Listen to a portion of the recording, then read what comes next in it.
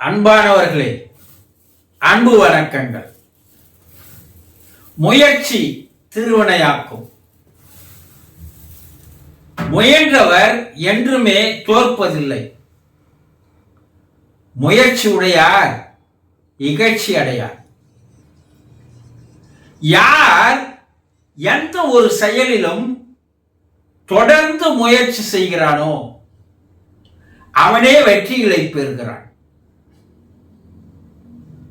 நாம் பயன்படுத்துகின்ற கம்மானது, அதை கண்டுபிடிப்பதற்காக ஒருவர் காடு மலை எல்லாம் ஏறி மாத கணக்கிலே வருட கணக்கிலே அது எந்த மரத்தில் இருக்கும் என்பதற்காக 95 மரங்களை வெட்டி பார்த்தார். கிடைக்கவே இல்லை. 96வது மரத்தை வெட்டினார். அந்த கம்முனுடைய பிசினுடைய திரவமானது கிடைக்க ஆரம்பித்தது. உடனிருந்தவர் கேட்டார், ஏங்க பல மாதங்களாக பல இடங்களில் பல்வேறு மரங்களை பார்த்தீர்கள், 95 முறை முயற்சி செய்தீர்கள், கிடைக்கவில்லையே, விட்டுவிட வேண்டியது தானே, ஏன் 96வது முறை முயற்சிக்க வேண்டும் என்ற எண்ணம் உங்களுக்குள் இருந்தது என்று கேள்வி கேட்கிறார். அவர் சொல்கிறார், எந்த ஒரு முயற்சிக்கும் தீர்வு என்று ஒன்று உண்டு. அந்த தீர்வு கிடைக்க வரைக்கும் போராட வேண்டும் என்ற குணம் வேண்டும். அதனால்தான் எனக்கு 96வது முறை அதில் நான் வெற்றி பெற்றேன். யார் தெரியுமா? Thomas Alva Edison. அவர் எந்த ஒரு முயற்சியிலும் ஒரு முறை அல்ல, இருமுறை அல்ல, பல 100 தடவை 1000 தடவை தோல்விகளை கண்டிருக்கிறார். சோர்ந்து போய்விடவில்லை, முடங்கி போய்விடவில்லை, முடமாகி விடவில்லை. ஆனால் 1000 தோல்விக்கு அப்பாலும் அவர் வெற்றியை பெற்று காட்டினார். ஒரு மன்னன் தன் நாட்டை வேறு ஒருவன் அபகரித்துக் கொண்டான். அதை மீண்டும் கைப்பற்றுவதற்காக 17 முறை படையெடுத்தான். தோற்று போனான். 18வது முறை படையெடுப்பதற்கு முன் சோர்ந்து போனான், முடங்கி போனான், மூச்சற்று போகின்ற நிலைக்கு வந்தான்.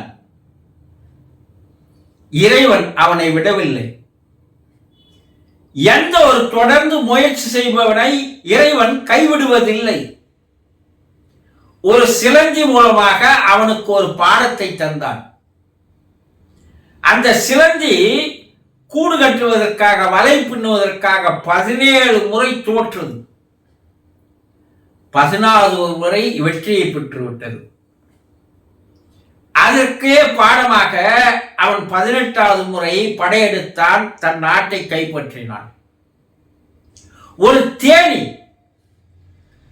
ஒரு சொட்டு தேனை கண்டுபிடிக்க பல மாதங்களாக பல 1000 பூக்களை தேடி செல்கிறது. ஒரே ஒரு பூவினுடைய இதழிலே அந்த தேன் கிடைத்து விடாது. அது முயற்சியை தொடர்ந்து செய்கிறது. ஒரு தேன் குட்டை நாம் பிழிந்தால் 1 லிட்டர் 2 லிட்டர் தேன் கிடைக்கிறது. எத்தனை நாள் முயற்சி, எத்தனை மாதங்கள் முயற்சி. அந்த தேனி, அந்த கூட்டில் எடுத்து வந்துக்கிற தேனை சேகரிப்பதற்கு எத்தனை ஆண்டுகள் கடினப்பட்டிருக்கும். முயற்சியில் முடங்கி போய்விட்டதா? அவையெல்லாம் செய்வது பெண்ணின தேனியே ஆக்கும். அது ஒரு பாடத்தை தருகிறது பெண்களுக்கு. என்னாலேயே இவ்வளவு பெரிய காரியங்களை சாதிக்க முடிகிறது என்றால் பெண்களே, உங்களால் எவ்வளவு காரியங்களை சாதிக்க முடியும் என்பதை பாருங்கள் என்று கூறுகிறது. எல்லா உயிரினமும் ஒரு பாடத்தை மனிதனுக்கு தருகிறது. ஒரு போதனையை, ஒரு அறிவுரையை, ஒரு ஆலோசனையை தருகிறது. கண் இருப்பவன் அதை காண்கிறான், முயற்சிகளை செய்கிறான், வாழ்க்கையிலே வெற்றிகளை பெறுகிறான். கண்ணில்லாதவன் குருடனாய் இருக்கிறான், வாழ்விலே தோற்று போகிறான். எந்த ஒரு முயற்சியும் தோற்று போவதே இல்லை. தோல்வி என்பதே மனிதனுக்கு அவன் மேலேறி செல்வதற்கு படிக்கட்டுகளாக அமைகின்றன. முயற்சிகளை ஒருபோதும் விட்டுவிடாதீர்கள். அது சிறிய காரியமாக இருந்தாலும் அதை தொடர்ந்து முயற்சி செய்யுங்கள். உங்களுடைய வெற்றிகள் குவிந்து கொண்டே இருக்கும். ஆக முயற்சிகளை கைவிட்டு விடாதீர்கள், முடங்கி போய்விடாதீர்கள், முடமாகி போய்விடாதீர்கள். சந்தோஷம்.